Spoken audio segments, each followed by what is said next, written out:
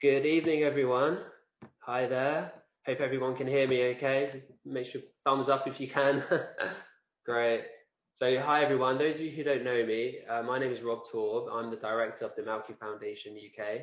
Thanks very much for joining tonight's music event in collaboration with the Jewish Music Institute. You are in for a really interesting discussion with two leaders in their field. Before we get onto the event, I would just like to say a big thanks to our sponsor, Event Merchandising. Your support is very much appreciated. I would also like to thank Jenny and Gil from the JMI for collaborating with us, and you will get to hear from one of them at the end of the event. Finally, I would like to thank our two guest speakers, Harvey Goldsmith and Michael Grade. They have both been superb in helping to get this event organised. Before I introduce our speakers, tonight is in honour of not just one, but two great causes.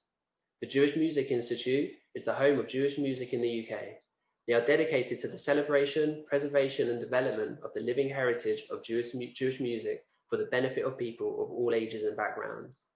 Their goal is to inform and inspire audiences with an exciting original programme of live performances, educational events and collaborative projects, and to support musicians playing Jewish music across the UK, enabling them to preserve this traditional heritage, create new work and reach the widest audiences.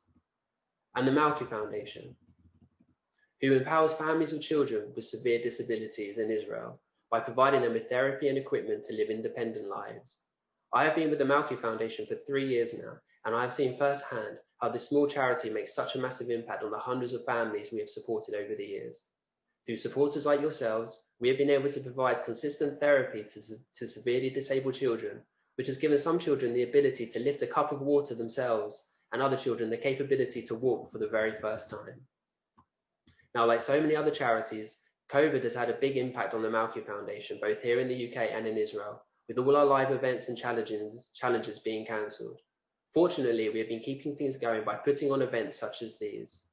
We get daily requests from families asking for help, and we are not able to help everyone, so our waiting list is unfortunately growing and growing. But with your support from events like this and hopefully beyond, we will be able to help more severely disabled children in Israel. So from myself and everyone at the Malki Foundation and JMI, thank you very much. Now, on to our first special guest, Harvey Goldsmith. Harvey is one of the world's best known music industry impresarios. He is a legendary and visionary producer and has not only worked with most of the world's major artists, but was responsible for two of the world's largest ever music events, Live Aid and Live 8. Harvey is considered by many as the man who can take a musician and make them a legend. For the majority of his career, Harvey has averaged around 500 concerts a year, promoting successful tours with the most, if not all, of the world's major artists, including Black Sabbath, Bruce Springsteen, Elton John, Eric Clapton, the Rolling Stones, to name just a few. Harvey also played a significant role in providing a home for live music by establishing major world venues, such as the transformation of the Millennium Dome into the now world-renowned O2 Arena, and has produced shows with attendance surpassing the 100,000 mark. Harvey is not only a giant in the music industry, but also in the entertainment industry. In 1994, he commenced a relationship with the Cirque du Soleil. This has been one of the most successful shows ever to perform in the UK, returning to London's Royal Albert Hall year after year. Harvey has received numerous awards, including a CBE in the Queen's Birthday Honours List and the Diamond Award for his contribution to the arts. A true legend who has had some incredible encounters of the years, which has led to some incredible stories that you couldn't make up. And now our second very, very special guest, Michael Grade. Michael has had a long career in broadcasting, encompassing London Weekend Television, the BBC, ITV, as well as over 9 years as Chief Executive of Channel 4 Television. In May 2004, he was appointed chairman of the BBC, succeeding Gavin Davies, resigning in November 2006 when his appointment as executive chairman of ITV was announced, a post he relinquished in 2009. Michael was non-executive chairman of Pinewood and Shepperton Film Studios for 16 years. He is non-executive chairman of Infinity Creative Media, the production company 12 Town, and also of Reach for Entertainment, a media and entertainment marketing company. Michael is co-founder of the Great Linnet Company, which produces for the theatre. He is chairman of the Aurora's Group Heathrow Expansion Advisory Board, and in January 2001, he became the Conservative peer, Lord Grade of Yarmouth. We are thrilled and grateful to have both these amazing guests with us tonight, and I hope you all enjoy this evening. We will have some time for questions at the end, so please write these down in the text field and we will try and get to you.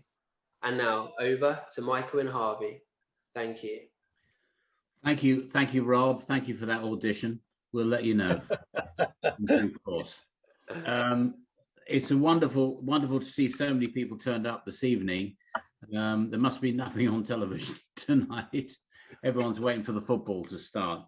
There's a new Yiddish word, I don't know whether you've come across it yet, that's emerged from the lockdown year and a bit, and that is ausgezoomed.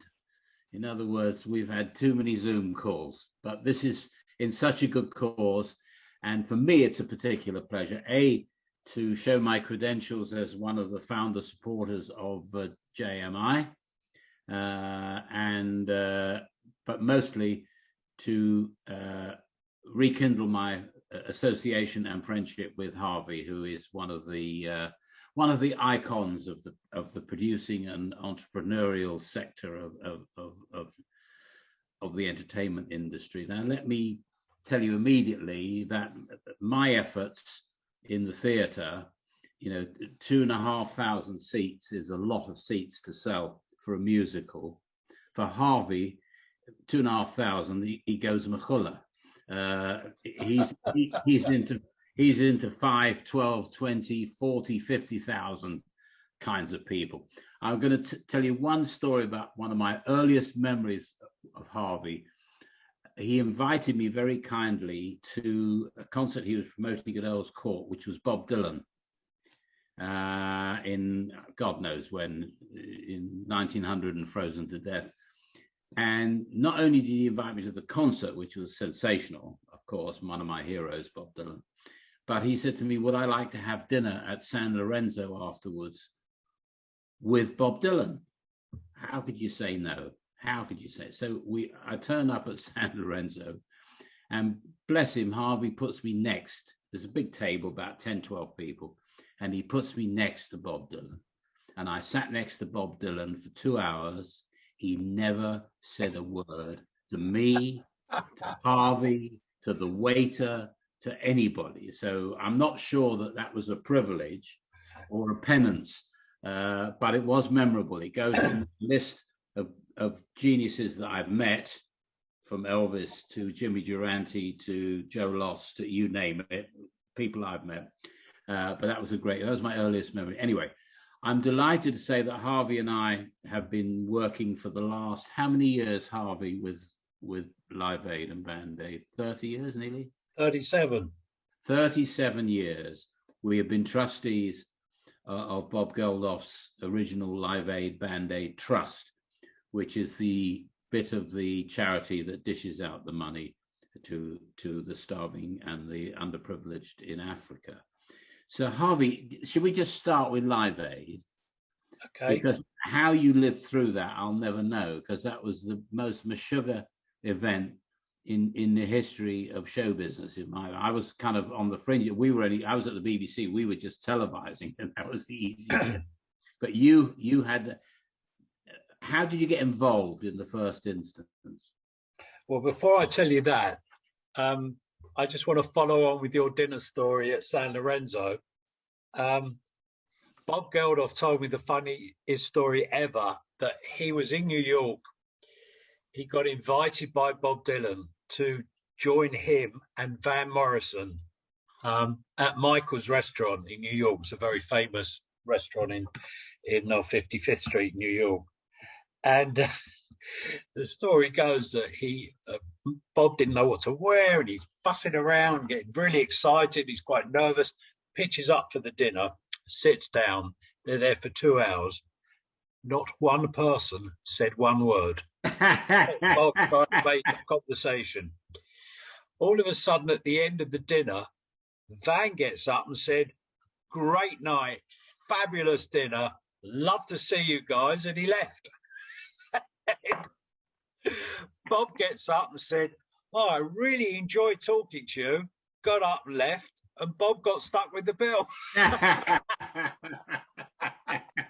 You ask him next time. He tells it much better than I can, but it's hysterical.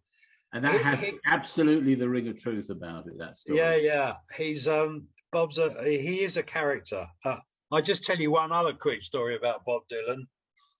I got actually, strangely enough, very friendly with him over the years. And it started off at The Last Waltz, which is a very famous TV special that was made. It was the band's last concert. And Martin Scorsese shot a film of it, which you can get. And that's really how I met Bob. But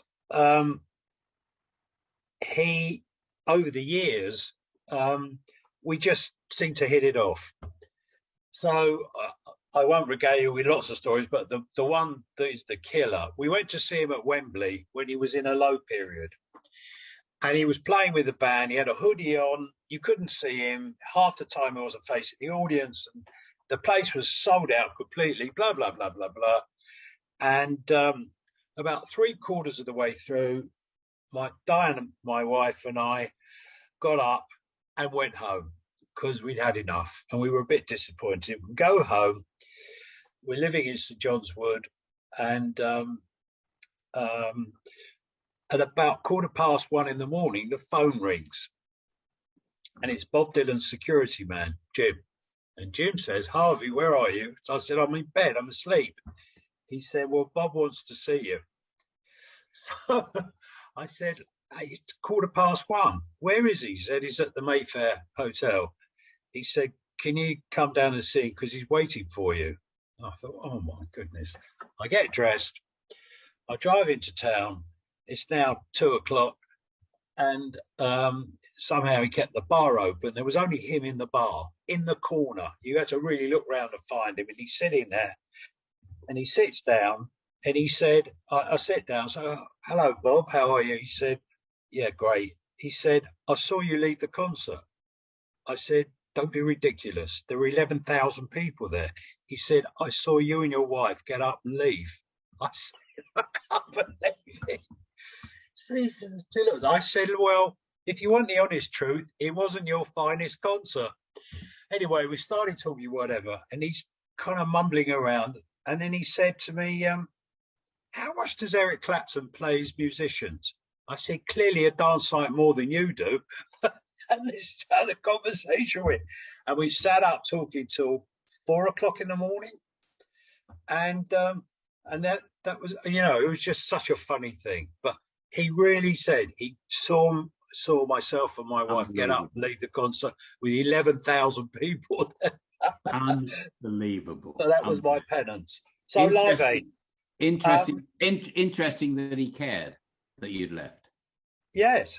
That's the interesting bit of that story. It says a lot about Bob Dylan. Well, we've had some good times together, that's for sure. Well, even since that night at the Mayfair Hotel. Yeah. I don't work with him anymore because he changed managers and the manager works with somebody else, and that was it. But I do see him, and whenever I see him, he's always friendly.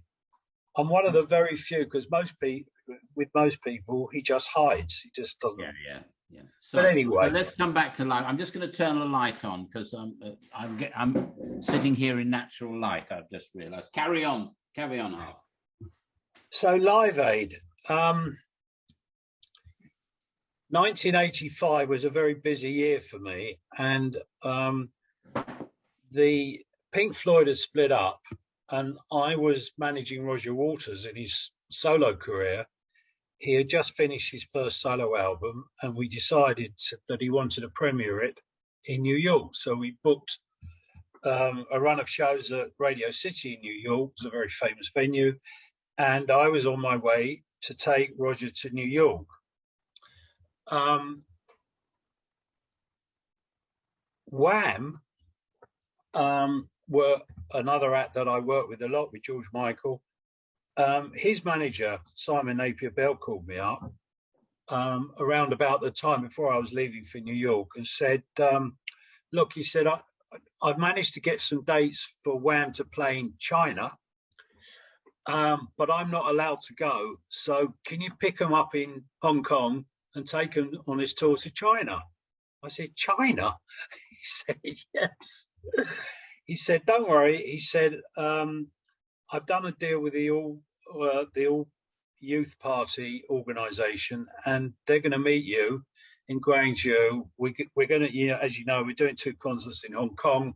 Pick us up in Hong Kong, and then you'll have to take the band on, because unfortunately I'm not allowed into China. I said, oh, great. So here am I. I'm now, my brain is completely addled. I've got to take Roger Waters to New York, and then I've got to get from New York via Tokyo to get to Hong Kong to pick up Wham, and literally go to the unknown. I'd already taken Elton John some years earlier to Russia to be the first Western pop group, but this was definitely the first Western pop group ever to go to China. So I was up to my neck in it. Everybody before Christmas, that Christmas, 84, was aware of those unbelievable pictures that Michael Burke was showing on television of, for the first time ever, of people starving in Africa, when the debate of the day in Europe was what to do with butter mountains, fruit mountains, and general excess food, because they hadn't figured out the common agricultural policy as yet. And there was this whole debate about destroying millions of tons of apples. And here we are, straight down, 4,000 miles away, admittedly, but nevertheless, straight down, there are people who are literally starving, and it just didn't add up. So Bob and Midge Ure got together and wrote the song, Do They Know It's Christmas, and got this galaxy of stars to go and record it. And the record was released, and it went straight to #1 and actually made about £7 million, which was pretty incredible. Post-Christmas, the press were really pushing hard for Bob to go out to Africa, because they wanted to film him going to Africa.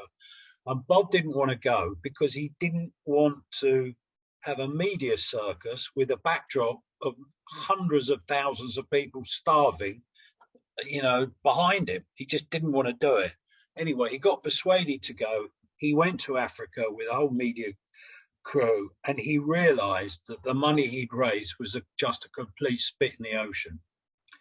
So he came back and then thought about it and just decided that he wanted to organize a concert to raise some more money.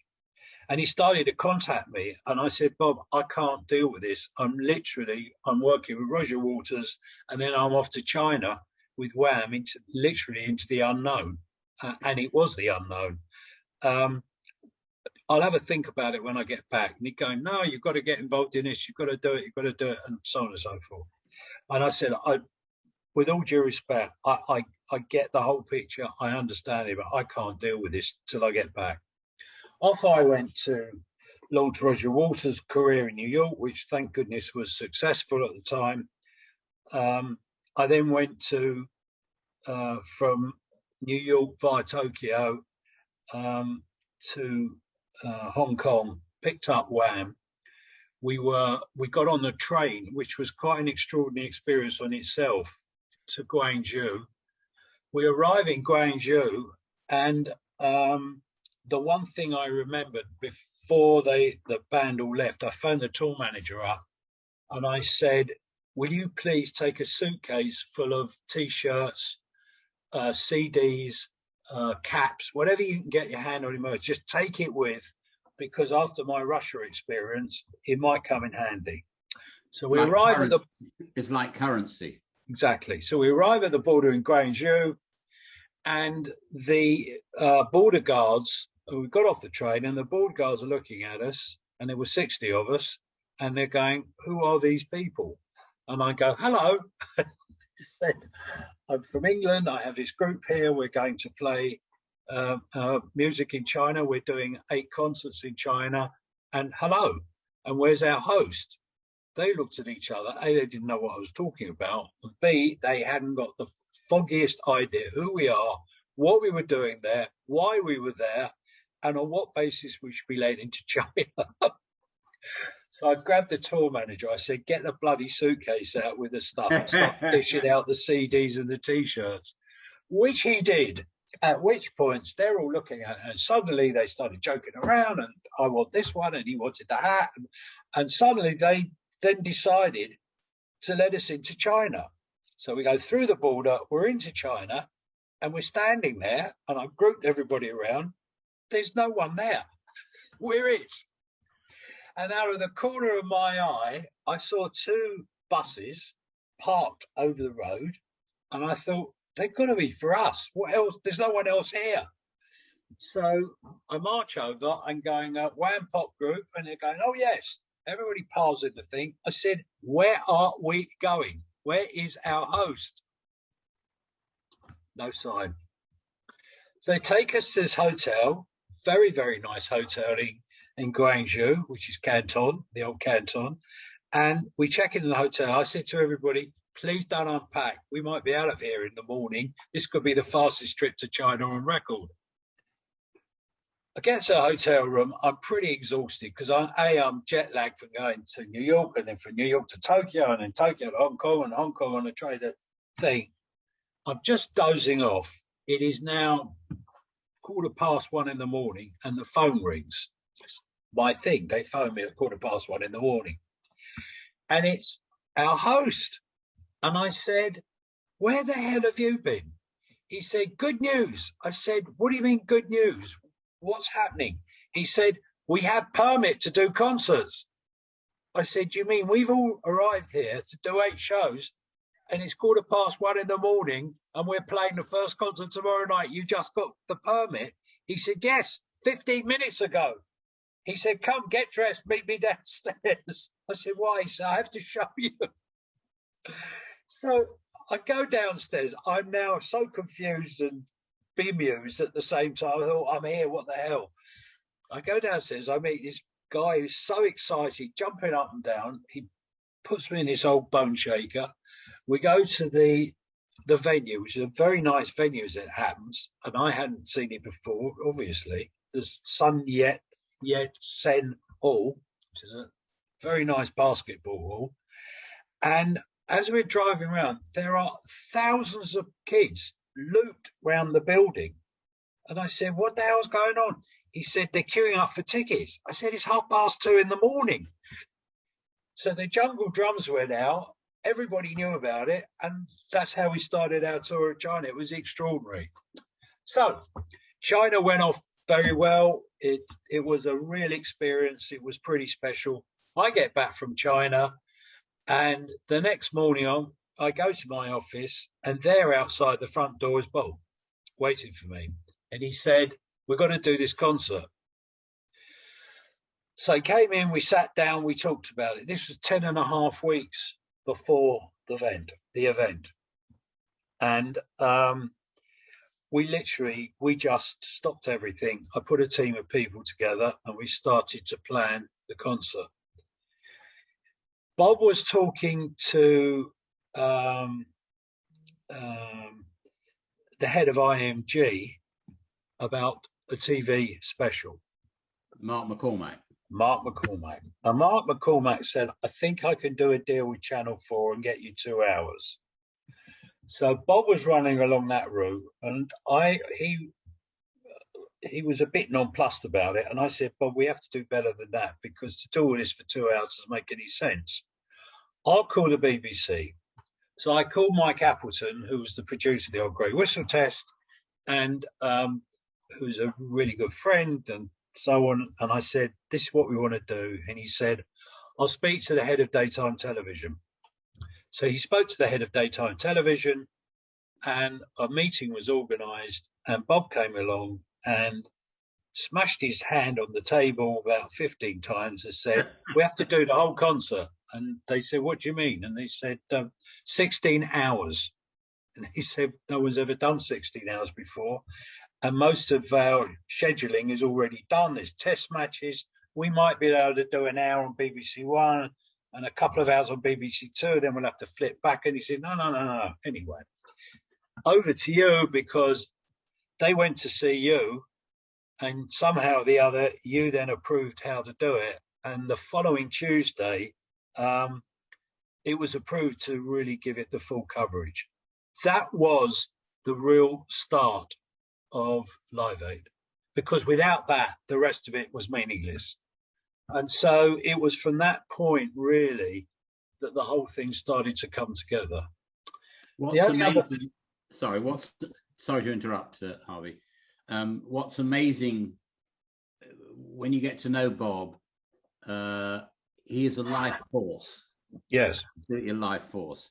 And after the concert, everybody's going mad. Every world leader wants to have their picture taken with Bob. They all want to have a piece of Live Aid. yeah. We're sitting in trustees meeting deciding whether to buy trucks in the Sudan or whether we're going to hand it over to one of the aid agencies. We're millions and millions of pounds we're looking at here. And Bob's PA keeps coming in and saying, Bob, President Mitterrand on the phone for you. Yeah. And Bob says, tell him to F off, literally, tell him to F off. So now about the trucks, she comes back in, President so-and-so, I tell him that, and then eventually he outlines his list of demands that he wants from these world leaders in order to be photographed.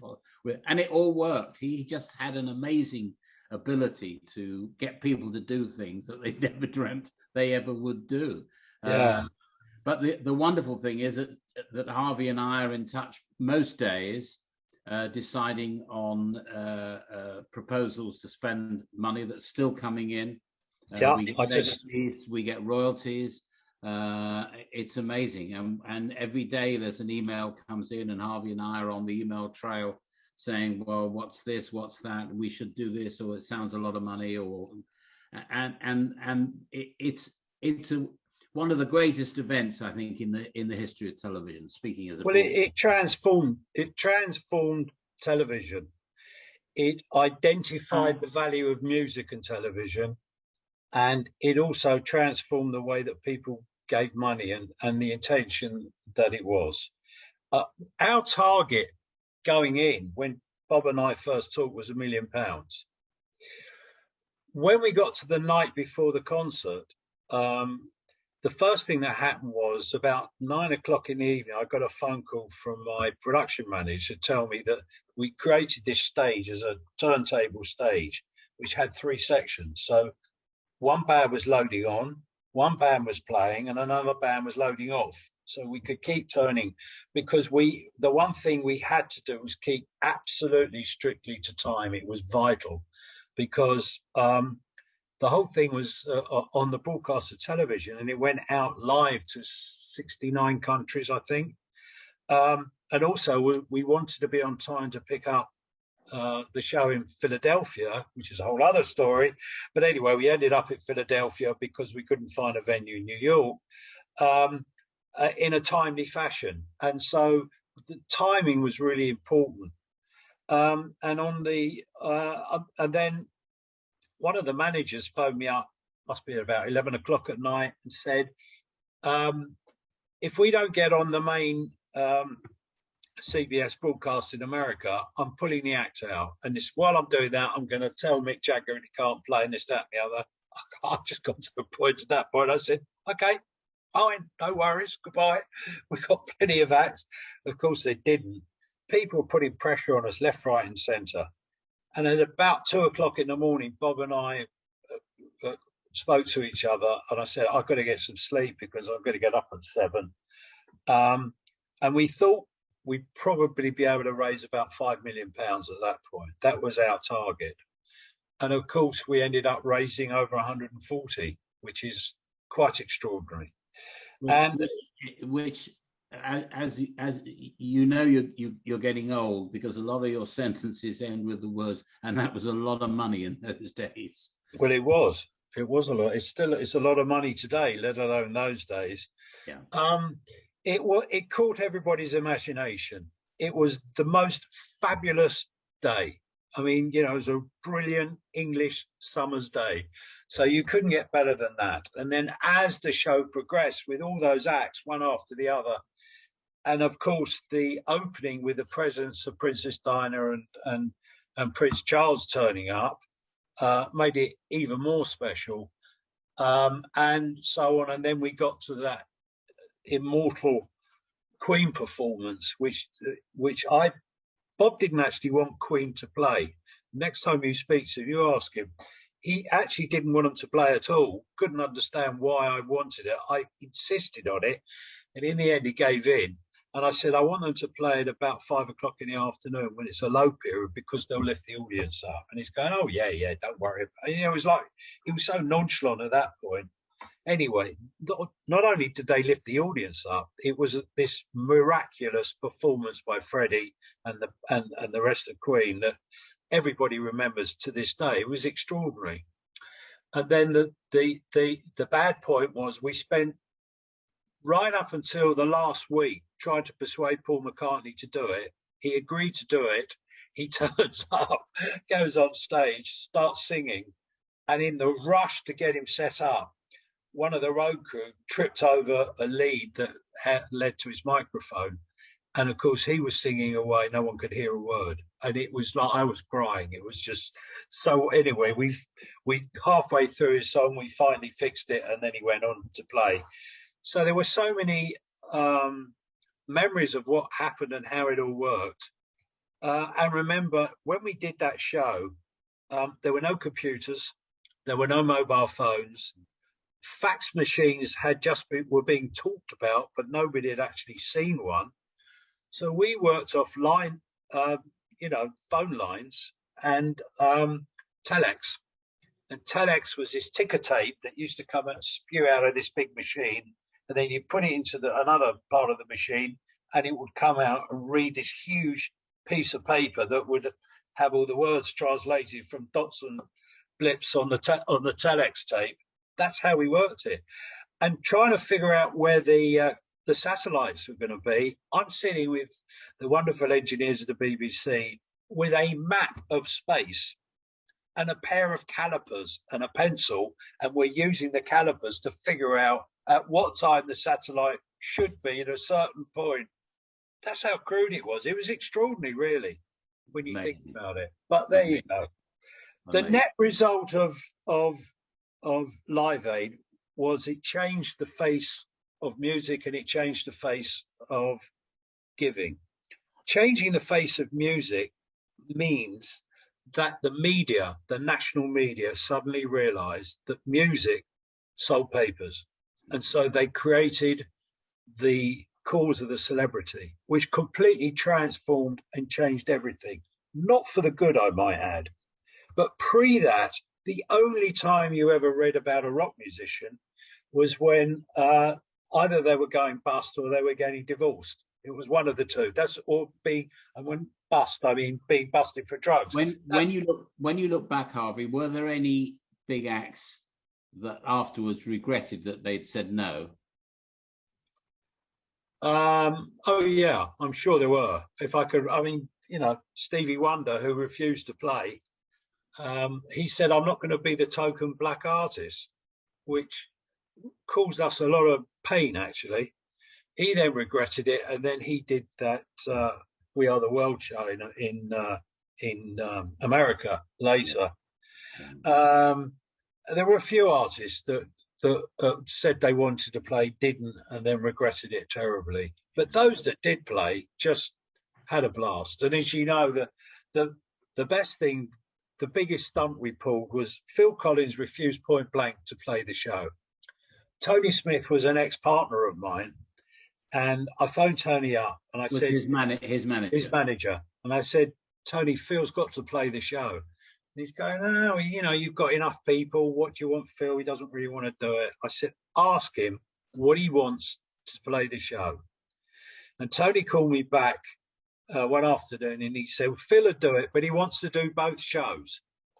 So I said, "Okay, no problem." And he said, "Oh yeah." So this was the challenge thrown out to me. How does he get him to play two? I phoned up British Airways and I said, "I've got the best stunt you could ever think of. Phil Collins is going to play at Wembley Stadium.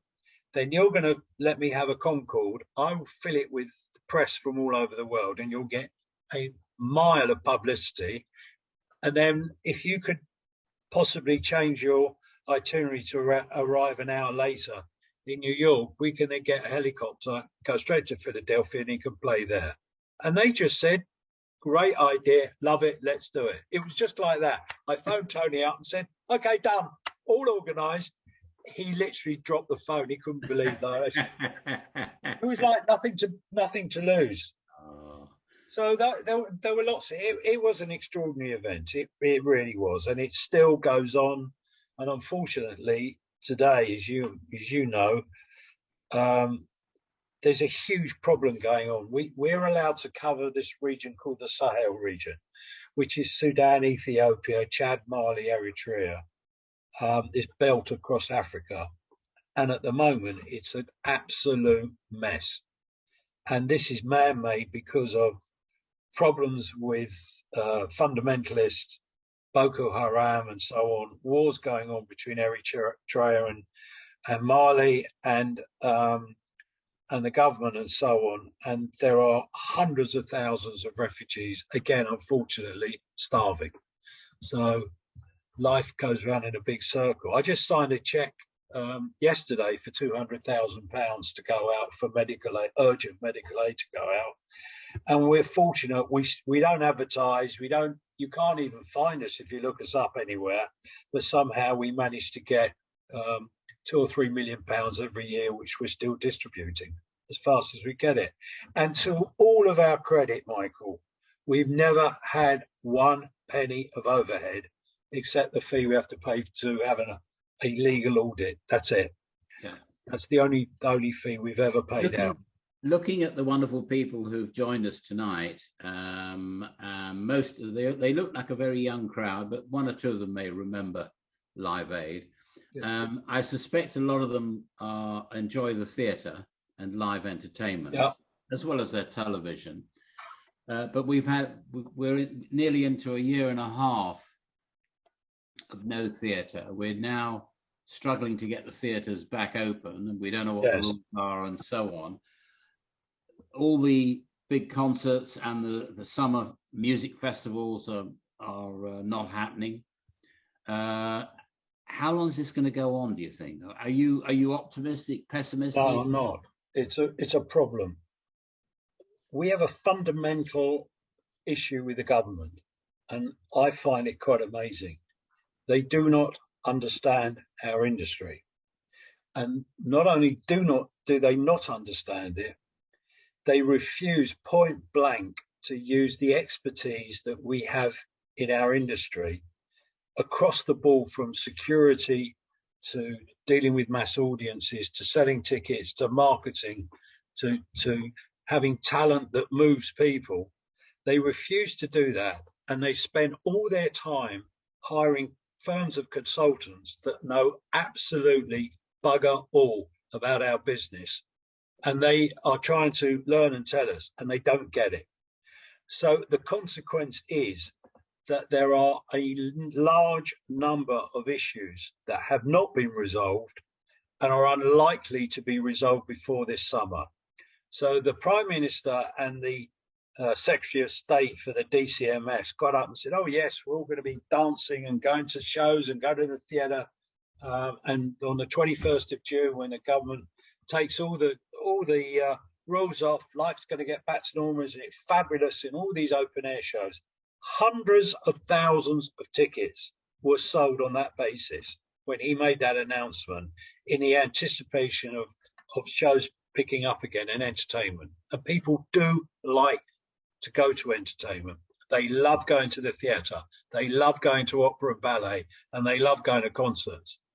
And unfortunately, we have no rules of engagement. We do not know what the protocols are for reopening.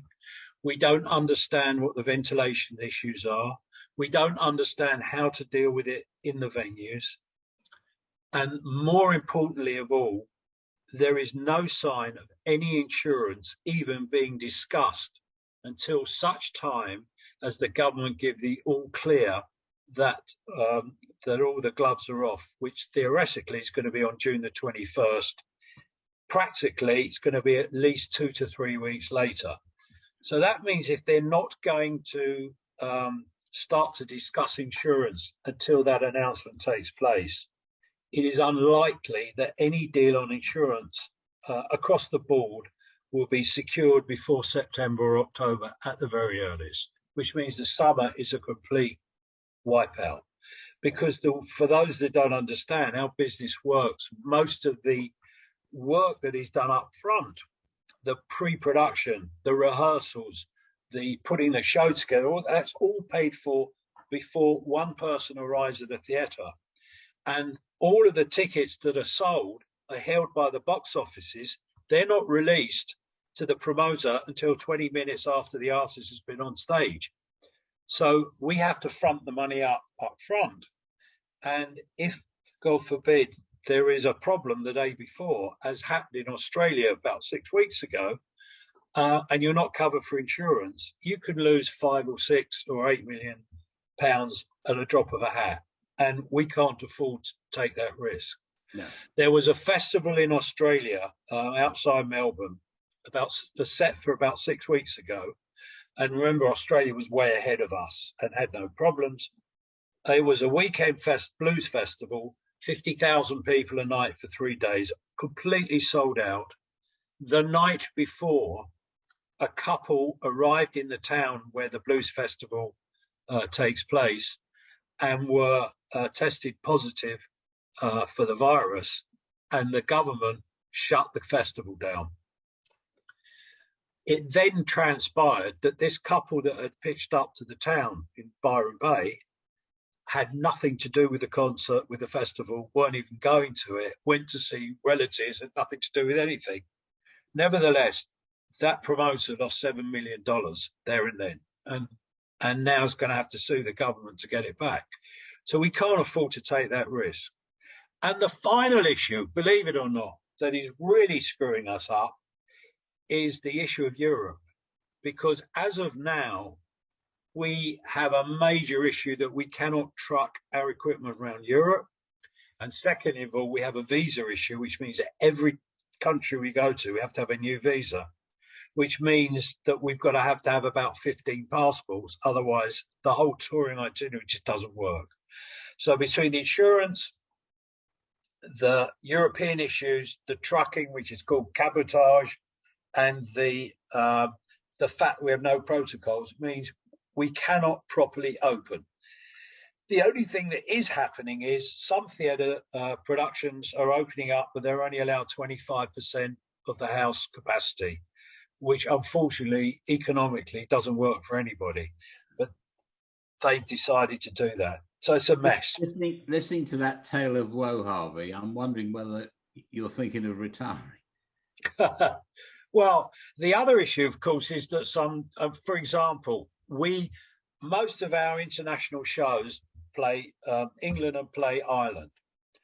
The government of Ireland have told us in black and white there will not be any shows of any description before end of November at the very earliest. So that means this year's gone. So we're having to once again move tours, and most of us are pretty well written off both the summer and the autumn, which is a real shame. That's the nuts and bolts of it. Last couple of questions, then we'll go to looking back on your extraordinary career, entrepreneurial, impresario, etc. Who's the greatest artist you've ever promoted?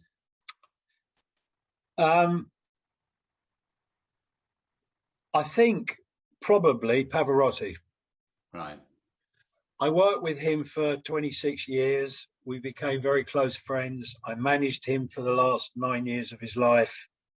He was an extraordinary character and the world's greatest rock star, as I call him, because there wasn't a town, there wasn't a region or a country that he could visit which wouldn't sell out instantly. He had more fans around the world than any other living artist, and was a most extraordinary person. And I love working with him. We were very, very close. He was an extraordinary man. And strangely enough, the one thing that when he got very sick, towards the end of his life, the one thing he was trying to do, he was mentoring 10 students. He was really quite determined to find his successor.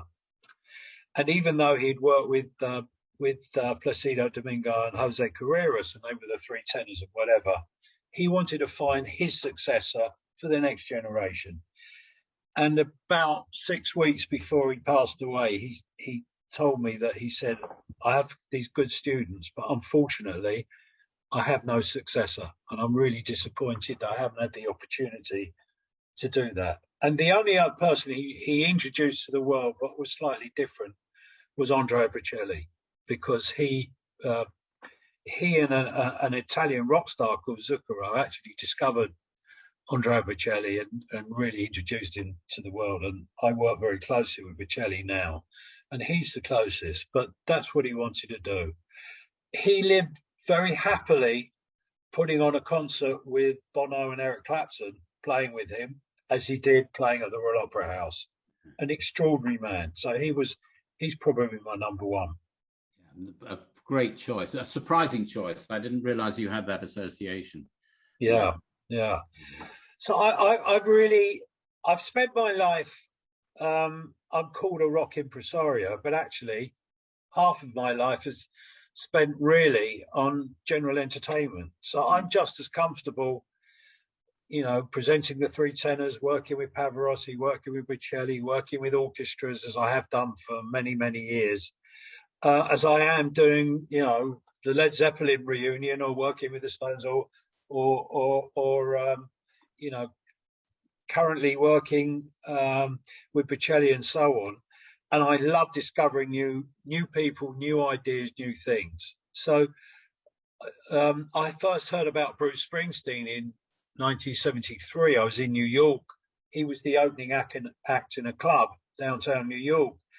And a friend of mine who was a journalist, I bumped into him in the street, and he said, if you're not doing anything tonight, go down to the bottom line. There's an act playing. Forget about the headliner. Just go and see the opening act. He's only going to play 20 minutes. So if you're going to go see him, it's the best thing I've ever seen. I went down, and there were 40 people in the room. It was Bruce Springsteen playing. I just was so blown away. And I went backstage, and I introduced myself, and I said, I'm the biggest promoter in England. And so, you have to come to England. And he looked at me, he said, this is the first time we've played New York. It took me 2 more years to get him to come over in 1975, by which time he was on the front pages of both Time and Life. And it was miraculous. And he is an extraordinary artist. And so it goes on. And so the same, a friend of mine called me up and said, there's a circus playing on Santa Monica Pier. Can you get on a plane and come and see it? And I said, a circus? They said, it's so unusual. You're going to love it. So I got on the plane, and this is my thing. If somebody tells me so, I go and see it. I go and see the circus, which was Cirque du Soleil.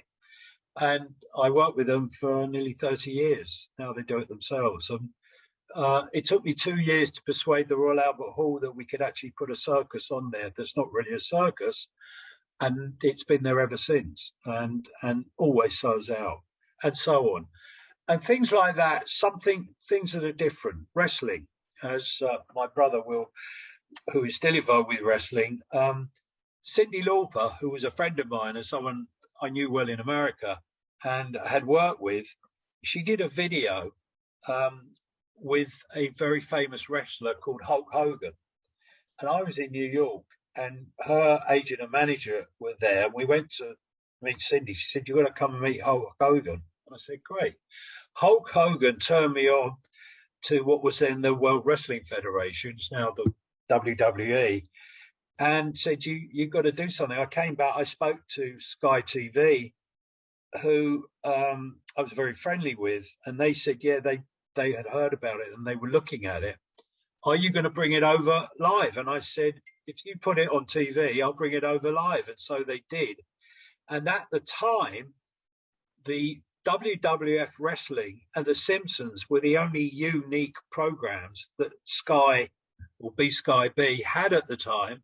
And it was huge. So something else. I worked with them and set them up around the world. And then, there was this Irish dancing phenomenon that happened on the Eurovision TV. And out of it came 2 things. One was Riverdance that played it. And then the lead of Riverdance, Michael Flatley, left and came to me and said, I want to do my own show. And I've got this story I want to tell called Lord of the Dance. And I set that up for him as well and took that round the world. And again, that was quite an extraordinary phenomenon. So I love finding all these new things. And then more recently, finally, was working with Hans Zimmer because Jeffrey Katzenberg called me up and said, we're doing the premiere, believe it or not, of Kung Fu Panda 2, which is a huge movie. And this chap called Hans Zimmer, who I'd heard of, has written the music. Do you think you could do a concert with him? So I said, yeah, why not? So we did. We became friends. It took me 2 years to persuade him to go on tour because he'd never done it before. And we then we played 100 concerts, and he's coming back next year. So again, always looking for someone different. He's a phenomenal talent, Hans Zimmer. Yeah, phenomenal. I mean, he did Gladiators. Yeah, I mean, just endless. And The Lion King. Lion King, yeah. Anyhow, Harvey, that's a wonderful trip through a little bit of your career, an absolutely astonishing career. The fact that you're still smiling after taking all that punishment over the years from these I think actors are bad enough, but dealing with rock stars and their managers and their entourages is a tribute to your resilience. Michael, as we work and you're putting on theatrical productions with stars and I'm putting on concerts with stars, they're people, they're doing a job. Yeah. So our attitude towards them is not that they're stars. They may be a bit of a pain, but they're doing a job and they have to do their job well. And our job is to give them the tools to do their job well. So it's not difficult, is it? No, we've got time for 2 or 3 quick questions and quick answers, if I may. Jeremy Friedman asks, what performer has or had the most talent? I think you've almost answered that, but too many.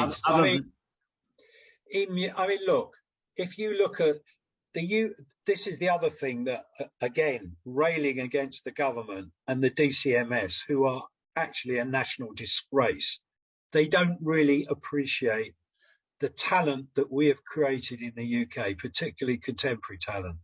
We have the finest artists in the world. We have the finest technicians in the world that go with it. People are in huge demand. It's the same as making films. Film production in the UK is bigger than anywhere else in the world currently. And they don't get it. They don't understand what we do and how much income we bring into the country. So there is some amazing talent around, and they're not getting recognition from government and allowed to work. That's the problem. Okay. Question from Paul Scott. How do you think live stream performances will impact the music world even after the world returns to normal from COVID? Do you think live streaming's here to stay?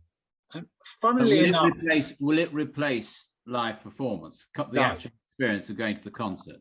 No, you cannot replace the experience of a group of people who have all come to see their hero, all being in a room together, and their hero, the band or the artist, performing to them in front of them. You cannot beat that experience. You cannot beat the experience of going to the theatre and work at the Colosseum.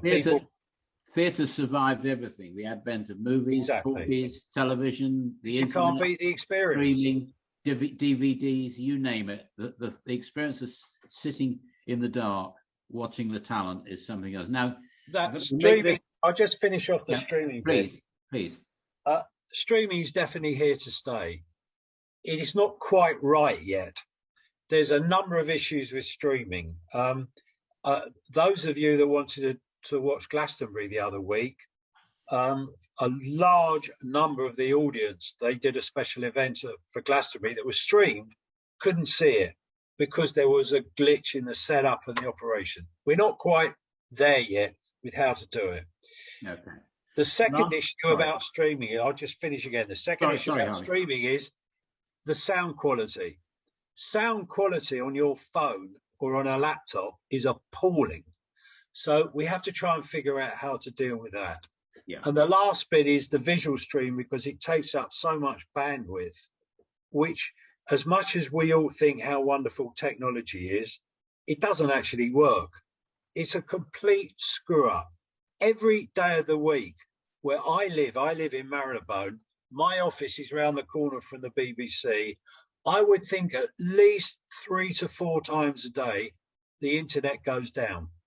It may go down for a second or a minute or whatever, but it goes down.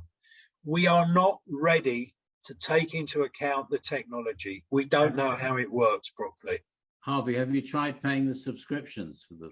I did try, yeah, I did try. That sometimes works. I know it sometimes works, but here's the last question from Gil Carpus to everyone. I remember a Wham interview after the China gig, and they said that dancing wasn't allowed in the aisles and getting paid was difficult, but they were offered bicycles as payment. Is that true, or was it a joke?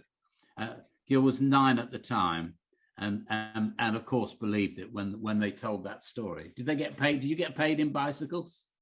We didn't get paid in bicycles, but we were offered bicycles as part of the payment solution. That is actually true. The dancing in aisles, at the first concert we had, which was in Gwangju, there were more Chinese guards and police in the room than there were people.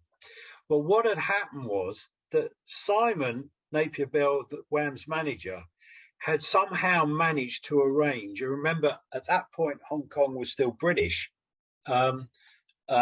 had managed to arrange about 200 Hong Kong Wham fanatics to actually manage to either get on the train or drive to Gwangju and manage to get into the concert. And what happened was they all got up and rushed the stage, as they do. The guards panicked and really got in a terrible mess. And I explained to them beforehand and whatever. And we had the usual problem that we have a lot, in that the dignitaries that came to the concert, because they wanted to see what it was all about, of course, insisted on sitting at the front. And I kept explaining to the head of the police, it wasn't a good idea for them to sit at the front. And they go, no, they have to sit at the very front. Okay, no, they shouldn't do. We'll build them a royal box. The royal box is always on the side. And they go, why? I said, because if they sit in the front row, they will spend the whole evening like this, and they will have kids because it's so loud.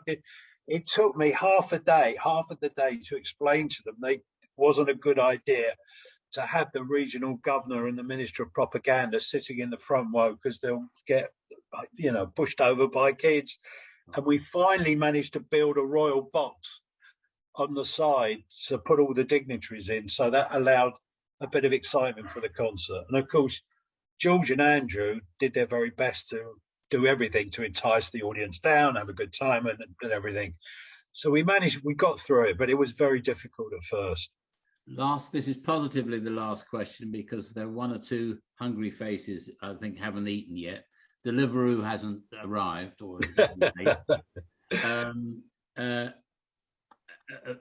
is there a massive warehouse somewhere with all your memorabilia and all the precious souvenirs that you've collected over the years, or do you not look back and junk it all? Because the Harvey Goldsmith Museum has a certain ring to it, I think. Well, I do chair the Rock and Roll Museum, which is in Liverpool. It's in the Cunard building, which is one of the 3 Graces, the middle of the 3 Grace buildings on the dockside. That is called the British Music Experience. That is, if you ever get up to Liverpool, please go and see it, because that tells the history of contemporary music from 1945 to today. And that's a fantastic experience. If my wife had her way, I would have a completely clean, nothing house, but I do have my secret warehouse, which is stuffed to the brim with memorabilia. And in fact, I just auctioned some stuff at Bonhams just to see what it was about. It was quite interesting. I've got tons and tons and tons of stuff. Well, on behalf of the audience, I hope I hope you'll go on collecting, and I hope you'll go on collecting memories that you can share with us at a future date. For me, it's been a particular pleasure having this chat with my dear friend Harvey. I hope you've enjoyed it. Thank you for supporting the two causes tonight. Support live music, support JMI, support Malki, support all the causes. Thank you, Harvey, and thank you for asking us. All my love to everybody. Many old friends out there, many old faces, many new faces, and one or two new faces on old faces. But let's not go there. Bless you all. Take care. Thank you. Thank you.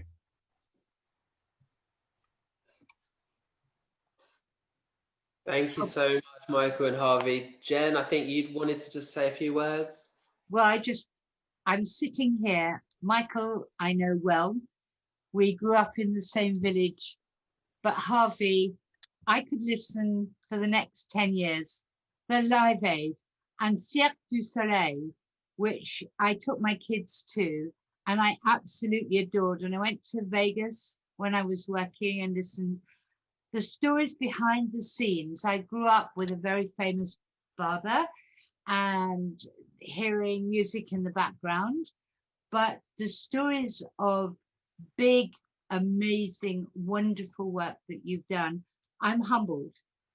I'm humbled at what you do, at your friendship, both of you, with what you've contributed. Also, I wish that people in government and anywhere would understand the value of joy and music and lifting hearts. I'm very humbled. And Harvey, I have to meet you to say hi personally, because your stories are incredible. And I wish you bis 120, both of you. And thank you. Thank you very much indeed. And I'd be very happy to meet with you. Great. Yeah. Thank you, guys. Good. And send your wife my best, Michael. Thank you. Thanks, Harv. So good. Thank you. Not this good, no. No. And Harry Morgan's has closed. You know, it's not been. I know. What are you doing eating there when it's not kosher? Take care. Bye, everybody. Bye. Thank you. Thank you, everybody, for joining on behalf of the JMI and the Malki Foundation. Thank you again, and we look forward to seeing everyone soon and looking forward to the next events. And take care and good night.